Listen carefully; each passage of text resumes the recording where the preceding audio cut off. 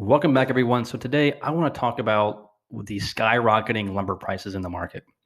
Now, this matters for a number of reasons, and it's something that you should really be focusing on if you're a real estate investor or even a home buyer. Here's my prediction. And before I tell you this, understand that I myself am a developer by trade. I am developing land in Arizona. We have currently 3 projects underway. One might fall through due to some land issues in the soil, but we have another one, a much bigger one, 26-acre, 100-unit build-out that's happening in northern Arizona. Now, for me, I follow all the commodity prices, copper, anything to do with plastics or lumber, because that drives the cost of development. Now, I'm telling you this because as a developer, and as the market has a massive supply shortage, a lot of first-time home buyers and really even investors are relying on home developers to provide supply. But here's what we're seeing. If you haven't seen recently in the news, the recent lumber increases have resulted in a $24,000 premium applied onto new homes. Okay. So what this tells us is, and I get it, as a developer, if the lumber prices go up, the contractors that are doing the framing, doing the plywood, doing the roofing, all their prices go up. Okay. Now, usually they go up in a model called cost plus. What that means is if it costs $100 to build a roof, for example, they charge $120 on a model. Okay, so they make that spread of the $20. Now, if I put that into contract over a 3-year term, which doesn't usually happen, and the prices go up, now their cost to build is $140. What do? They just stop producing. So what ends up happening is the developer negotiates with the subcontractors to have flexibility in the situation of price increases, unless they want to have their contractors leave the job, which they don't. So now what happens is me as the developer takes on a higher price, and I'm just not going to eat my margins. I'm going to pass it through to the consumer, just like any other price increase. Okay. And so what we're seeing is that exact phenomenon happening, and it's not going to stop. There's a massive shortage of lumber. China has a need for lumber now. India has a need for lumber now. Europe has a need. Across the globe, there's a bigger need of lumber in an already shortage market. And so we're going to see price increases across lumber for some time and likely other commodities to come.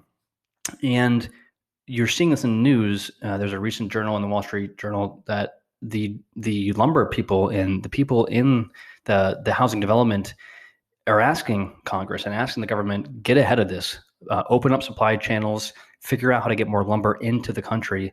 Otherwise, the already crisis of a house affordability is going to become rampant. Okay. Now, if you go to any developer or any community right now, you're seeing that developers are cutting down on their production. And it's really twofold. One, they're doing it because of lumber prices.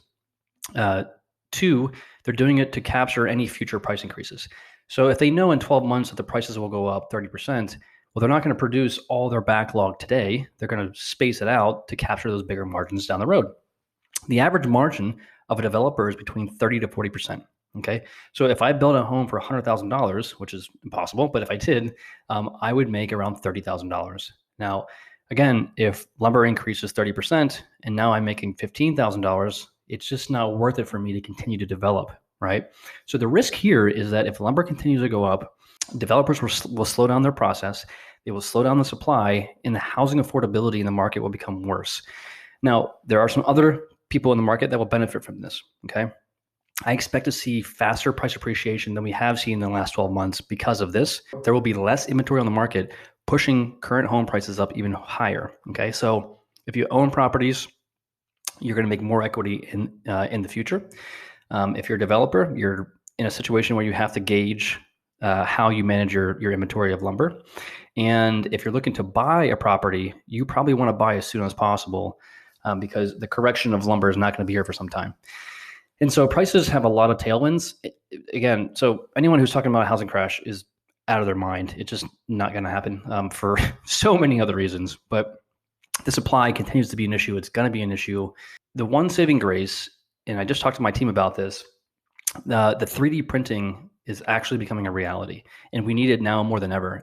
If there are homes being developed right now that are using 3D printing technology, and so we're actually exploring that to see, hey, can we adopt this into our process to develop homes?